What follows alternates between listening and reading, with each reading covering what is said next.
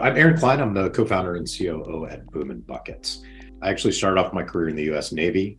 Spent 11 years flying fighters, flying F-18s for the Navy. Greatest job on earth. It was fantastic. It was lots of fun. But got married, had kids. Didn't want to do 10-month deployments anymore. Wanted to coach basketball and do that kind of fun stuff. So I left the Navy, went back to school at Stanford, and started working in industrial technology right out of the gate. Did some time with a little bit of time consulting with McKinsey. Joined a company called Yard Club that was in the construction equipment space. We sold that business to Cat in 2017, but then after the Caterpillar acquisition, we kept getting pulled from the industry around used equipment, and that was kind of the motivator for starting Boom and Bucket about 2.5 years ago. And tell me a little bit about what Boom and Bucket does. So we're a managed marketplace for used construction equipment. The industry today is a classic lemons market, highly fragmented, not a lot of information flow. So what we do is we help both parties with price transparency, so data-driven approach to pricing so that people understand what the market is on these machines. Then we invest in condition analysis on every machine that we sell. We inspect it, we do a sample analysis, we wrap it with warranties and financing, we help coordinate transportation for both buyer and seller. So we take a lot of the cruft and friction out of these transactions while enhancing the information flow, which makes it a more trusted experience. Tell me about how you guys got started and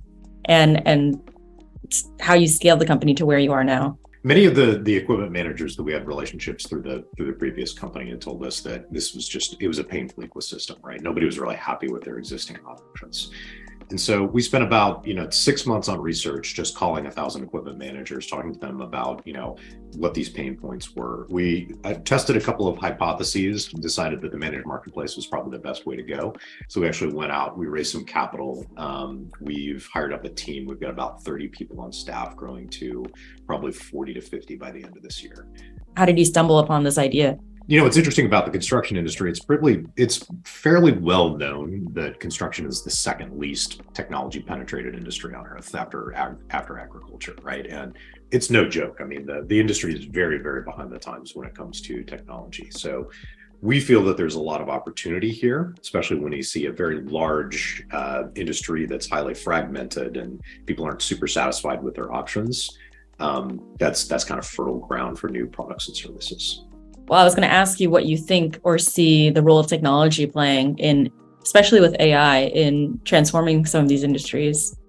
I think there's a role to play in almost every part of the organization for AI, whether that's for us, in, like I said, programmatic content creation.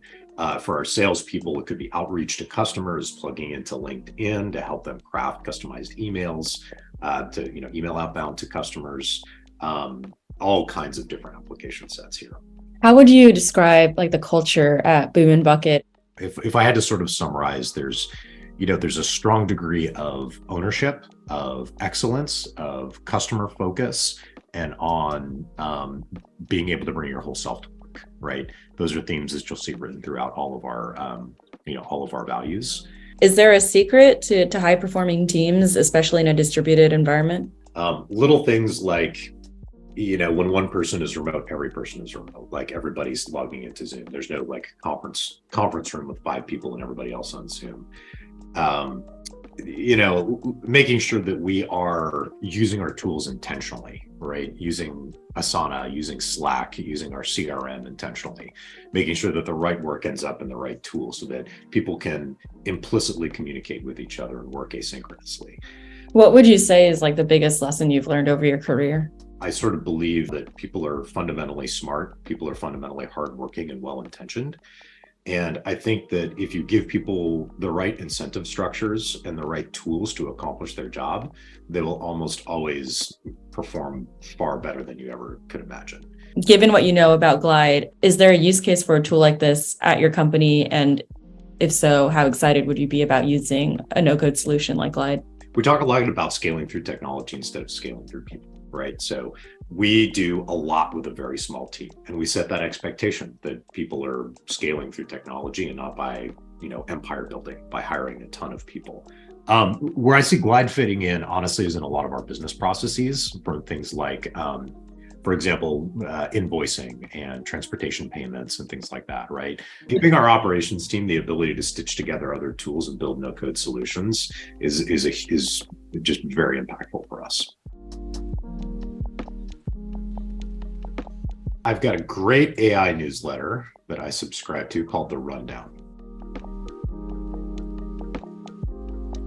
I had to fire the very first person that I hired at my first company out of business school. I was too excited about this person interpersonally and did not pay close enough attention to how they performed on some of our screening tests.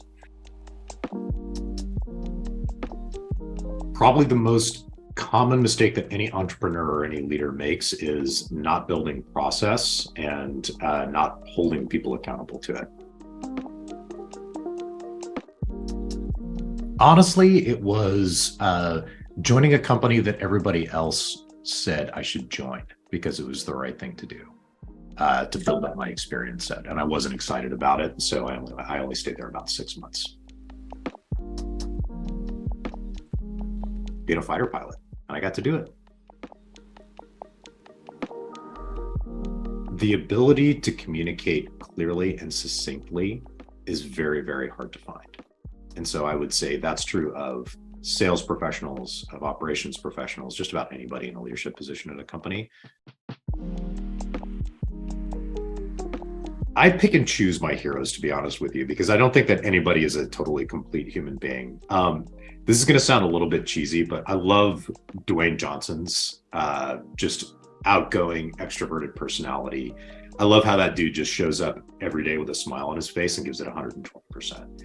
Professionally, somebody that I really admire, I think the HubSpot leadership team has been really good.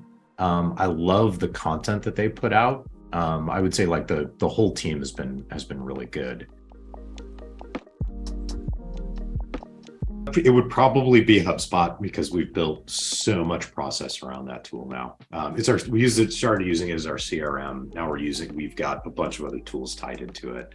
For the company as a whole, it would probably be Notion, because that's where all of our playbooks, where we persist all of our playbooks. And that's where our values live and our work culture doc and like all of the other stuff that we do is on Notion. I think one of the most underrated personality traits in just about any role, business, government, anything, is kindness. I have very few regrets over my life and the things that I've done, but the only regrets that I have are typically mistakes of not being kind to other people. Our buyers are typically small and medium-sized businesses who get access to good machinery that they can count on to do their jobs. And that's kind of a game changer for them, right? Because typically the only way they could do that is by buying very expensive new equipment. So we allow them to more cost effectively acquire fleet, which allows them to do better, to bid more competitively, allows them to do their jobs better, allows them to grow their business. That's very rewarding. We didn't talk a ton about AI, but that's one that I'm super excited about for the future of operations, right? Being able to scale through technology and not through people is really going to be the secret sauce for not just for our industry, for everybody. And so right now it feels very overwhelming with the number of tools that are kind of springing out of OpenAI and some of these other LLMs that are out there. But it's pretty exciting. I'm excited to see what comes next.